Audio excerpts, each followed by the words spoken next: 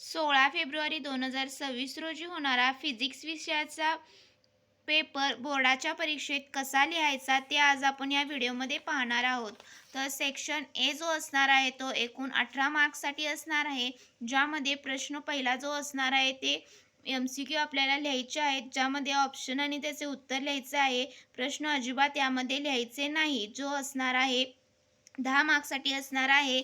आणि प्रश्न दुसरा जो असणार आहे तो आपल्याला 8 मार्क्ससाठी असणार आहे. प्रत्येक प्रश्नाला हे 1 मार्क्स असणार आहे. हा प्रश्न जो सेक्शन असणार आहे तो कंपल्सरी आपल्याला लिहावा लागणार आहे, ज्यामध्ये ऑप्शन आपल्याला दिलेले नसतात.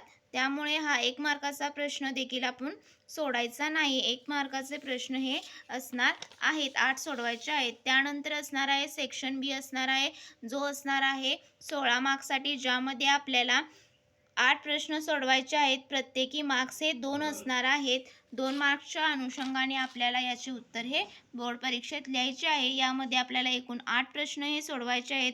ऑप्शनचे प्रश्न देखील यामध्ये असतील. तर त्यानंतर आपण पाहणार आहोत सेक्शन सी, जो असणार आहे तो 24 मार्क्ससाठी असणार आहे, ज्यामध्ये आपल्याला 8 प्रश्न सोडवायचे आहेत. प्रत्येकी प्रश्नाला 3 मार्क्स असणार आहेत. त्यामुळे असे उत्तर हे लेंदी लिहावं लागणार आहे. न्यूमरिकल असेल तर ते व्यवस्थित सोडवून आपल्याला फॉर्म्युला सोल्युशन लिहायचे आहे. व सेक्शन डी जो असणार आहे तो असणार आहे 12 मार्क्ससाठी, आणि ज्यामध्ये आपल्याला